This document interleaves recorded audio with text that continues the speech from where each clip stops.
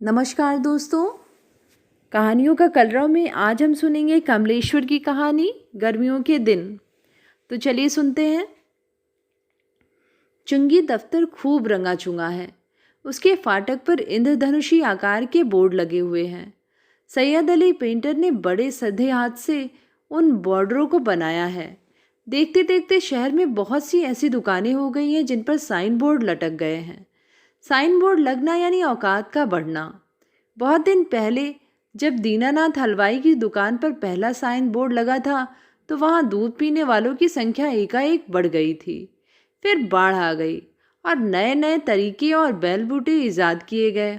ओम या जय हिंद से शुरू करके एक बार अवश्य परीक्षा लीजिए या मिलावट साबित करने वालों को 100 रुपया नगद इनाम के मनुहारों या ललकारों पर लिखावट समाप्त होने लगी।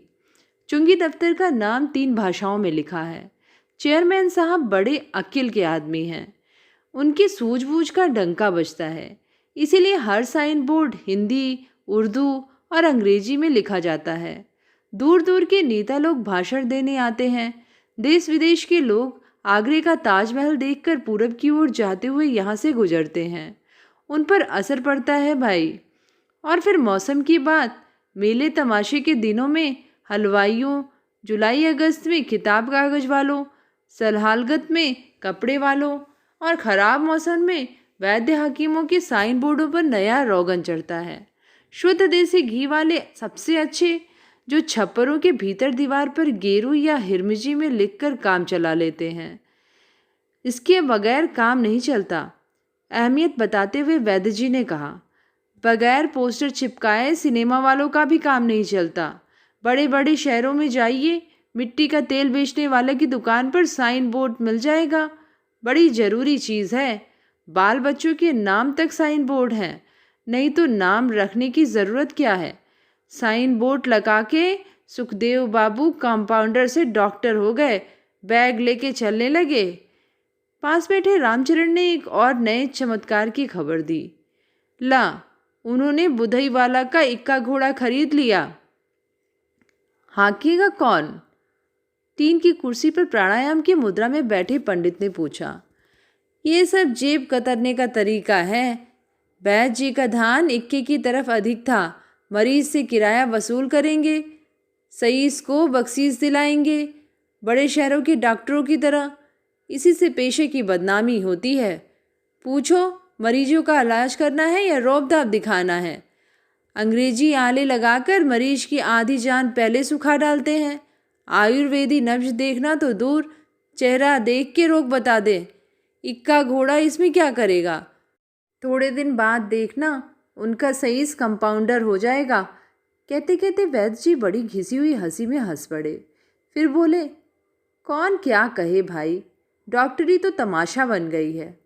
वकील मुख्तार के लड़के डॉक्टर होने लगे। खून और सत्कार से बात बनती है, हाथ में जस आता है। वैद्य का बेटा वैद्य होता है।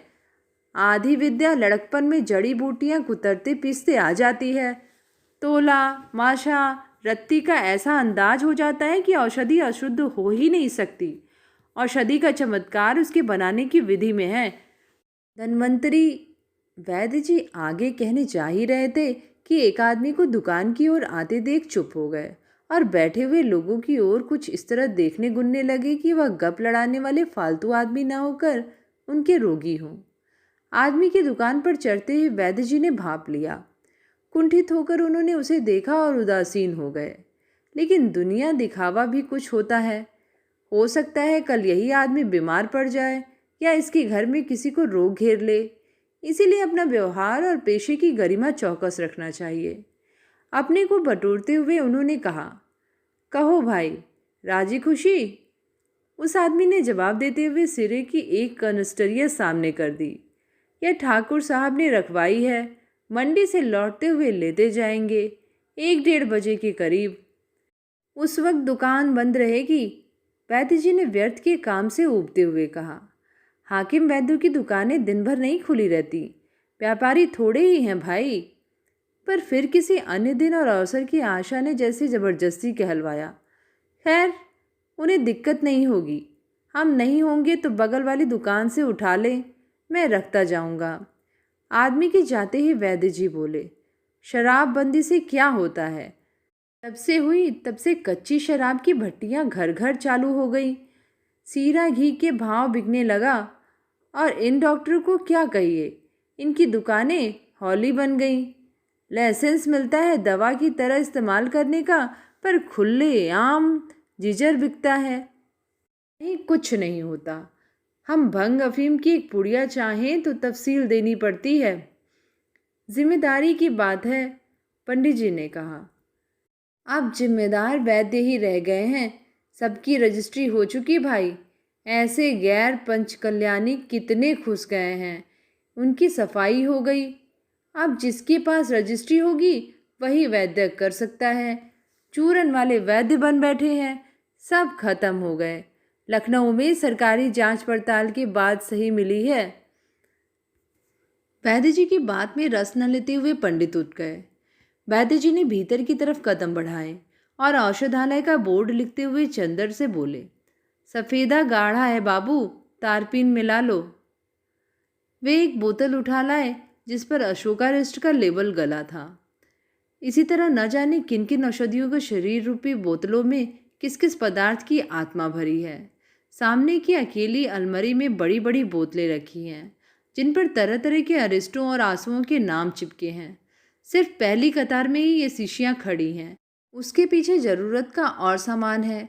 सामने की मेज पर सफ़ेद शीशियों की एक पंक्ति है जिसमें कुछ स्वादिष्ट चूरन, लवण, भास्कर आदि हैं। बाकी में जो कुछ भरा है उसे केवल वैद्य जी जानते हैं। तारपिन का तेल मिलाकर चंदर आगे लिखने लगा, प्रो कविराज नित्यानंद तिवारी। ऊपर की पंक्ति श्री धन्वंतरी औषधालय। स्वयं वैद्य जी लिख चुके थे। सफ़ेदे के वे अक्षर ऐसे लग रहे थे जैसे रुई के फाहे चिपका दिए हों। ऊपरी जगह खाली देखकर वैद्य जी बोले, बाबू ऊपर जय हिंद लिख देना, और यह जो जगह बच रही है इसमें एक और द्राक्षासव की बोतल, दूसरी ओर खरल की तस्वीर। 8 हमारे मिडिल तक था, लेकिन यह तो हाथ सदने की बात है। चंदर कुछ ऊँग रहा था। खामखा पकड़ गया। लिखावट अच्छी होकर यह पुरस्कार उसकी समझ ना आ रहा था। बोला, किसी पेंटर से बनवाते, अच्छा खासा लिख देता। वो बात नहीं आएगी। अपना पसीना पोंछते हुए उसने कूची नीचे रख दी। 5 रुपये मांगता था बाबू, 2 लाइनों के 5 रुपये। अब अपनी मेहनत के साथ यह साइन बोर्ड 10-12 आने का पड़ा। ये रंग एक मरीज दे गया। बिजली कंपनी का पेंटर बदहजमी से परेशान था। 2 खुराकी बनाकर दे दी, पैसे नहीं लिए। सुबह 2-3 रंग और थोड़ी सी वार्निश दे गया। 2 बक्से रंग गए और यह बोर्ड बन गया। एक आध कुर्सी रंग जाएगी। तुम बस इतना लिख दो, लाल रंग का शेड हम देते रहेंगे। हाशिया तिरंगा खिलेगा? वैद्य जी ने पूछा और स्वयं स्वीकृति भी दे दी। चंदर गर्मी से परेशान था। जैसे जैसे दोपहरी नज़दीक आती जा रही थी, सड़क पर धूल और लू का जोर बढ़ता जा रहा था। मुलाहिजे में चंदर मना नहीं कर पाया। पंखे से अपनी पीठ खुजलाते हुए वैद्य जी ने उजरत के काम वाले पटवारियों के बड़े बड़े रजिस्टर निकालकर फैलाना शुरू किए। सूरज की तपिश से बचने के लिए दुकान का एक किवाड़ा भेड़ कर वैद्य जी खाली रजिस्टरों पर खसरा खतौनियों से नकल करने लगे। चंदर ने अपना पिंड छुड़ाने के लिए पूछा, ये सब क्या है वैद्य जी? वैद्य जी का चेहरा उतर गया। बोले, खाली बैठने से अच्छा है कुछ काम किया जाए।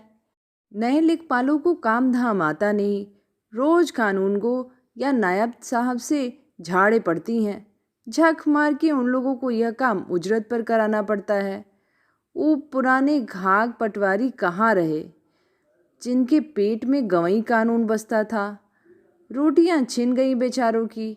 लेकिन सही पूछो तो अब भी सारा काम पुराने पटवारी ही ढो रहे हैं। नए लेखपालों की तनख्वाह का सारा रुपया इसी उजरत में निकल जाता है। पेट उनका भी है। तिया पाछा करके किसानों से निकाल लाते हैं। लाएं न तो खाएं क्या? 2-3 लेखपाल अपने हैं, उन्हीं से कभी कभार हल्का भारी काम मिल जाता है। नकल का काम रजिस्टर भरते हैं। बाहर सड़क वीरान होती जा रही थी। दफ्तर के बाबू लोग जा चुके थे। सामने चुंगी के खस की टट्टियों पर छिड़काव शुरू हो गया। दूर हरहराते पीपल का शोर लू के साथ आ रहा था। तभी एक आदमी ने किवाड़ से भीतर झांका। वैद्य जी की बात, जो शायद क्षण दो क्षण बाद दर्द से बोझिल हो जाती, रुक गई। उनकी निगाह ने आदमी को पहचाना और वे सतर्क हो गए। फौरन बोले, एक बोट आगरा से बनवाया है, जब तक नहीं आता इसी से काम चलेगा। फुर्सत कहाँ मिलती है जो इस सब में सिर खपाएं। और एकदम व्यस्त होते हुए उन्होंने उस आदमी से प्रश्न किया, कहो भाई, क्या बात है? डॉक्टरी सर्टिफिकेट चाहिए। कुसुमा टेंशन पर खलासी हैंगे साहब। रेलवे की नीली वर्दी पहने वह खलासी बोला। उसकी ज़रूरत का पूरा अंदाज करते हुए वैद्य जी बोले, हाँ, किस तारीख से कब तक का चाहिए? 15 दिन पहले आए थे साहब, 7 दिन को और चाहिए। कुछ हिसाब जोड़कर वैद्य जी बोले, देखो भाई, सर्टिफिकेट पक्का करके देंगे, सरकार का रजिस्टर नंबर देंगे, रुपया 4 लगेंगे। वैद्य जी ने जैसे खुद 4 रुपए पर उसके भड़क जाने का एहसास करते हुए कहा, अगर पिछला न लो तो 2 रुपए में काम चल जाएगा। खलासी निराश हो गया, लेकिन उसकी निराशा से अधिक गहन हताशा वैद्य जी के पसीने से नम मुख पर व्याप्त हो गई। बड़े निरपेक्ष भाव से खलासी बोला, सोबरन सिंह ने आपके पास भेजा था।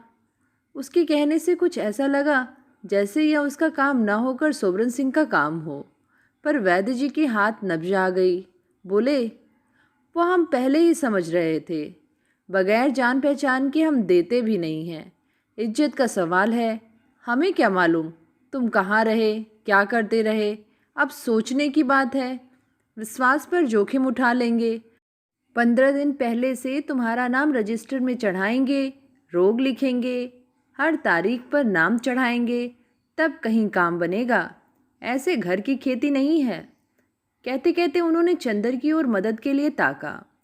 चंदर ने साथ दिया। अब उन्हें क्या पता कि तुम बीमार रहे कि डाका डालते रहे। सरकारी मामला है।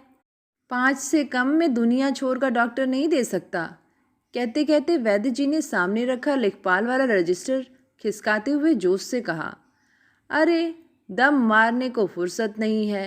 ये देखो, देखते हो नाम, एक एक रोगी का नाम, मर्ज, आमदनी, उन्हीं में तुम्हारा नाम चढ़ाना पड़ेगा। अब बताओ कि मरीजों को देखना ज़्यादा ज़रूरी है कि 2-4 रुपए के लिए सर्टिफिकेट देकर इस सरकारी पचड़े में फंसना।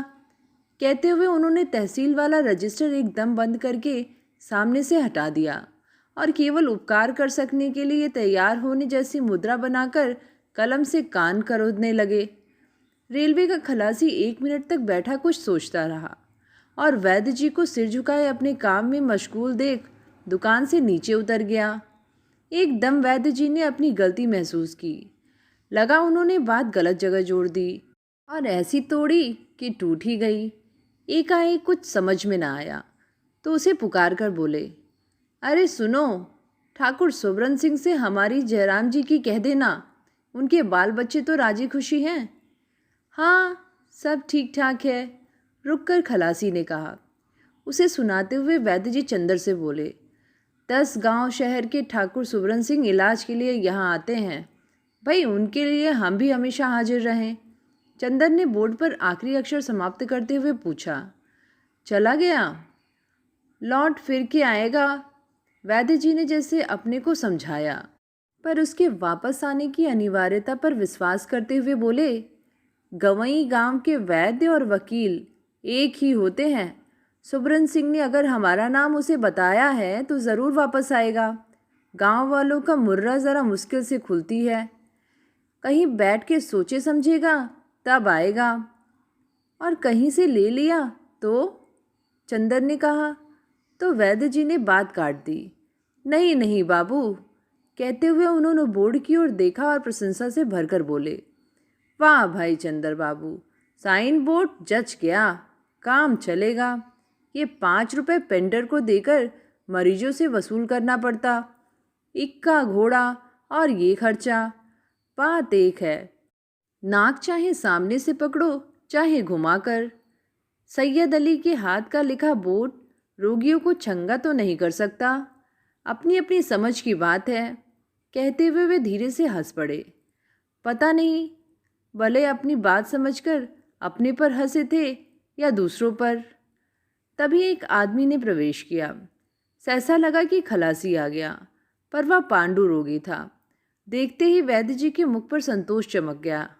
वे भीतर गए, एक ताबीज लाते हुए बोले, अब इसका असर देखो, 20-25 रोज में इसका चमत्कार दिखाई पड़ेगा। पांडु रोगी की बाह में ताबीज बांधकर और उसके कुछ आने पैसे जेब में डालकर वे गंभीर होकर बैठ गए। रोगी चला गया तो बोले, यह विद्या भी हमारे पिताजी के पास थी। उनकी लिखी पुस्तकें पढ़ी हैं। बहुत सोचता हूँ उन्हें फिर से नकल कर लूँ। बड़े अनुभव की बातें हैं। विश्वास की बात है बाबू। एक चुटकी धूल से आदमी चंगा हो सकता है। होम्योपैथिक और भला क्या है, एक चुटकी शक्कर जिस पर विश्वास जम जाए बस। चंदन ने चलते हुए कहा, तो अब सौधालय बंद करने का समय आ गया है। खाना खाने नहीं जाइएगा? तुम चलो, हम 10-5 मिनट बाद आएंगे। वैद्य जी ने तहसील वाला काम अपने आगे सरका लिया। दुकान का दरवाजा भटकुला करके बैठ गए। बाहर धूप की ओर देखकर दृष्टि चौंधी आ जाती थी। बगल वाले दुकानदार बच्चन लाल ने दुकान बंद करके घर जाते हुए वैद्य जी की दुकान खुली देखकर पूछा, आप खाना खाने नहीं गए? हाँ, ऐसे ही एक ज़रूरी काम है, अभी थोड़ी देर में चले जाएंगे, वैद्य जी ने कहा और ज़मीन पर चटाई बिछाई। रजिस्टर मेज़ से उठाकर नीचे फैला लिए। लेकिन गर्मी तो गर्मी, पसीना थमता ही न था। रह रह कर पंखा झलते, फिर नकल करने लगते। कुछ देर मन मारकर काम किया, पर हिम्मत छूट गई। उठकर पुरानी धूली शीशियाँ झाड़ने लगे। उन्हें लाइन से लगाया, लेकिन गर्मी की दोपहर, समय स्थिर लगता था। एक बार उन्होंने किवाड़ के बीच से मुंह निकालकर सड़क की ओर निहारा। एक आध लोग नजर आए।